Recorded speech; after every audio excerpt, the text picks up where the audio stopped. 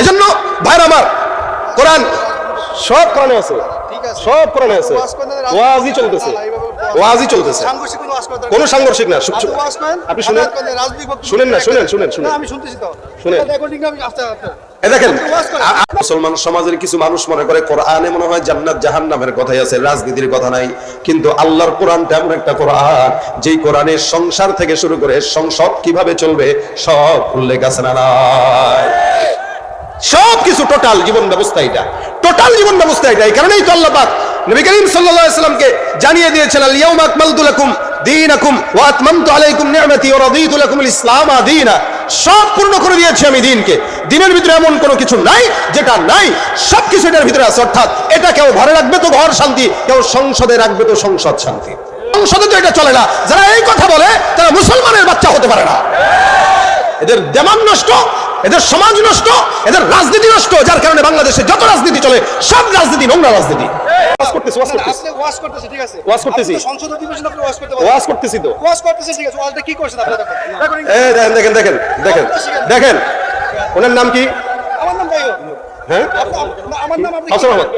আচ্ছা শোনেন, এই না না না আপনি রাজনৈতিক ব্যক্তি, ভাই ভাই ভাই, শোনেন শোনেন, রাজনৈতিক ব্যক্তি কে আসে? আপনি কথা শুনেন, আপনি কথা শুনেন না, আমি আপনার কথা শুনবো না, আমি আপনার কথা শুনতে প্রস্তুত না। আচ্ছা রাজনৈতিক ব্যক্তি, আচ্ছা আচ্ছা, ঠিক আছে ঠিক আছে ঠিক আছে। আমি রাজনৈতিক কথা বলছি। এই ভাই শুনেন শুনেন শুনেন, আসুন বসুন আসুন। আপনি চিনেন, আপনি কথা বলবেন না।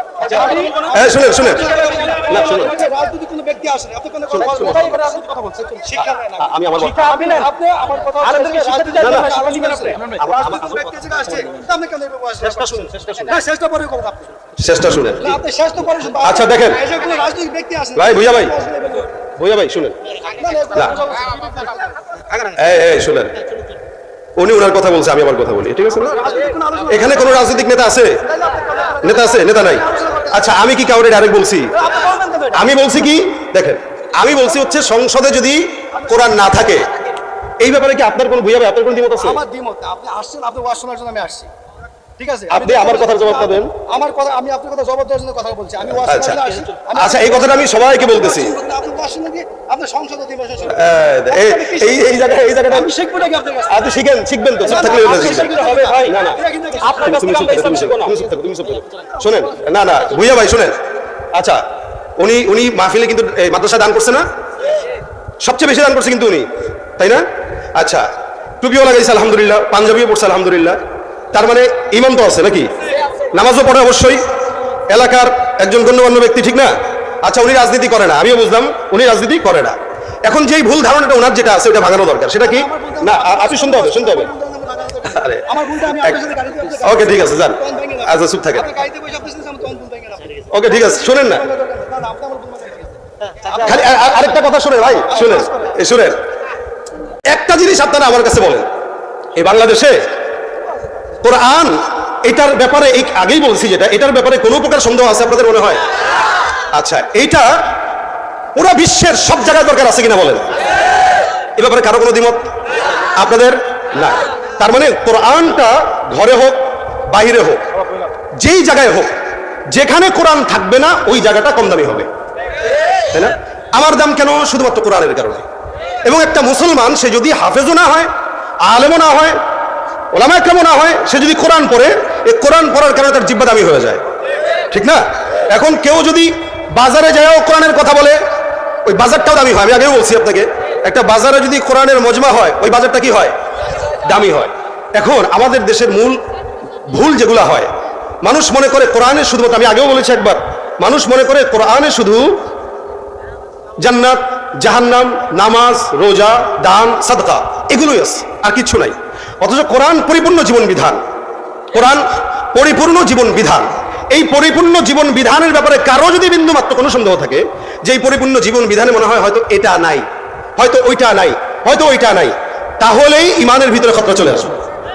কারো যদি এটা সন্দেহ থাকে যে এই পরিপূর্ণ জীবন বিধানে এটা নাই, ওইটা নাই, এটা নাই, তাহলে ইমানের ভিতরে কি চলে আসবে? খতরা চলে আসবে। ইমানের ভিতরে খতরা চলে আসবে মানে কি জানেন? আপনার ইমান দুর্বল। এখন কোরআন ভুল না, আমরা ভুল, আমার জ্ঞানের ভুল, আপনার জ্ঞানের ভুল, কিন্তু কোরআন যেখানে আছে এই জায়গাটা সঠিক। এই কারণে আপনারা মাদ্রাসা দিয়েছেন, মাদ্রাসায় দ্বীনি শিক্ষা হইতেছে, মাদ্রাসায় কোরআন শিখাইতেছেন। এখানে কি হবে? বান্দা কি করবে না করবে ফাতিহা থেকে নিয়ে নাস পর্যন্ত। আমি আগে বলেছি হেডলাইট যেটা জ্বালানো থাকে এটা নিভায় থাকবে, তা আমি অন্ধ হয়ে যাব। অন্ধ যখন হব আমি বুঝবো না কোন পথে যাচ্ছি, বুঝবো না কোনটা সঠিক, বুঝবো না কোনটা বেঠিক। আর যখন হেডলাইটটা জ্বালানো থাকবে তখন আমি বুঝবো এটা সহি, ওইটা খারাপ, এটা ভুল, এটা এই। তাহলে কোরআনটা আমার জন্য কি হেদায়েত কিনা বলেন তো? বাস এই জায়গাটা খালি হন। এখন ভাই বলেছে ওয়াজ করতে, আমি ওয়াজই করতেছি, খালি আপনারা আমলের নিয়তে শুনেন। আমি ওনাকে আগে আপনাদের কাছে বলেছি উনি মাদ্রাসায় সবচেয়ে বেশি দান করেছেন, সবচেয়ে বেশি উনি দান করছেন। তারপরে মহব্বত আপনাদের চেয়ে ওনার বেশি আছে, একটু বেশি আছে। আপনারা হয়তো আপনাদের সামর্থ্য আছে 10 টাকা দান করছেন, ওনার সামর্থ্য আছে উনি 1 লাখ টাকার বেশি দান করছে। কিন্তু 1 লাখ টাকার বেশি দান করেন ওলা লোক যদি হুট করে একটু রেগে যায় তাহলে মানায় না, এটা আমি আপনার ওয়াজ শোনার মানায় না এটা। সময় দেই না। আমি আলহামদুলিল্লাহ আপনি বলছেন, শুকরিয়া। আমি আপনার ওয়াজ শোনার জন্য আসি। আমার কথা হচ্ছে আপনি হেদায়েতের বাণী দেন না, আমি আসছি আমি আপনি হেদায়েত দেবো। আচ্ছা এখন দেখেন এই সেদিনও এক মাহফিলে গেছি, দেখেন রাজনীতি শিখতেই না আপনি ভাই আচ্ছা সেদিন এক মাহফিলে গেছি বুঝছেন, এই শুনেন সেদিন এক মাহফিলে গেছি। এক মাহফিলে যাওয়ার পরে আমার পাশ থেকে সভাপতি বলতেছে যে হুজুর কোরআন হাদিসের কথা বললেন। আমি মাহফিলের সভাপতিরে বললাম, জনগণকে বললাম যে ভাই কোরআন হাদিসের যে কথাগুলা এটা কি আমরা বলি কি বলি না বলেন তো? আপনাদের কি মনে হয় ওলামা ইকরামরা কোরআন হাদিসের কথা বলে না, ওয়াজ করে না? এখানে আজকে মাগরিব থেকে এই পর্যন্ত যা আলোচনা হয়েছে কেউ কি বলেছে সন্ত্রাসী করেন? কেউ কি বলেছে নামাজ পড়েন না? কেউ বলে নাই। তার মানে প্রত্যেকটা ওলামা ইকরাম নামাজের কথা বলে, জিকিরের কথা বলে, কোরআনের কথা বলে, সুদের বিরুদ্ধে বলে, ঘুষের বিরুদ্ধে বলে, এই কথাগুলোই বলি আমরা। এরপরেও যদি কেউ বলে হেদায়েতের বাণী বলেন, কোরআনের কথা বলে, এর চার কি বলার আছে? আল্লাহ আমাদেরকে সঠিক হেদায়েতের বুঝ দান করে বলেন আমিন। এটা প্রত্যেকটা মাহফিলে আপনারা খেয়াল রাখবেন, আল্লাহ যেন আমাদের বিরুদ্ধে যেটাই যাক যাক, অথবা আমার বিরুদ্ধেও যদি আমাকেও যদি কখনো দেখে, আমি হযরত ওমর ফারুকের কথা আমি নকল করে আপনাদেরকে বলছি। হযরত ওমর বলেছিলেন যে আমার কোনো কথা বা আমি ওমর যদি ইসলাম থেকে এক বিন্দু সরে যাই তাহলে তোমরা আমি ওমরের বিরুদ্ধে চলে যাবা। আমিও বলছি বাংলাদেশের কোনো ওলামা ইকরাম যদি হেদায়েতের থেকে ছুটে যায় আপনারা তাদের বিরুদ্ধে চলে যাবেন। আমার পীর যদি আমার হেদায়েত থেকে সরে যায়, আমার পীর যদি ইসলাম থেকে সরে যায়, আমি আমার পীরের বিরুদ্ধে লেগে যাবো, এটা আমার দায়িত্ব। আমি সাইদ আহমদ যদি আজকে কোরআনের বিরুদ্ধে কোনো কথা বলি আপনারা আমার বিরুদ্ধে লেগে যাবেন, এটা আপনাদের দায়িত্ব। সুতরাং এই জায়গাটায় কারোর সঙ্গে কোনো তেলাতেলি চলবে এই বুঝগুলো আল্লাহ পাক আমাদের দান করুন বলেন আমিন। তাহলে দুইটা শিক্ষা আছে, একটা কোরআনের জাগতিক শিক্ষা, কোরআনের শিক্ষার একটা জাগতিক শিক্ষা। কোরআনের শিক্ষার কারণে মানুষ কেন দামি হয়? বলে কোরআন দামি এই কারণে দামি। আর কোরআনের শিক্ষা যদি কারো ভিতরে থাকে তাহলে কি হয়? যেমন মনে করেন যার ভিতরে কোরআন আছে এই লোকটা যদি 7 বছরও হয়, দেখবেন 7 বছর হইলে 7 বছর হয়েছে মাত্র শিখতেছে, তখনও তাকে মানুষ হাফেজ সাহেব বলে। কেন বলে? ও কোরআন শিখতেছে, সম্মান বেড়ে গেছে। এবার কোরআন শিখা শেষ, হাফেজ সাহেব মাওলানা শুরু করছে, মাওলানা বলা শুরু করে দেয়। মুফতি পড়ে নাই, মুফতি সাহেব ডাকা শুরু করে দেয়। কোরআনের এলেম এমন একটা জিনিস, এটা মানুষের ভিতরে যত গভীরভাবে ঢুকে তত মানুষের সম্মান বাড়ে। কোরআনের এলেম এমন একটা জিনিস যেটা যত সময় যায় তত গভীরতা বাড়ে।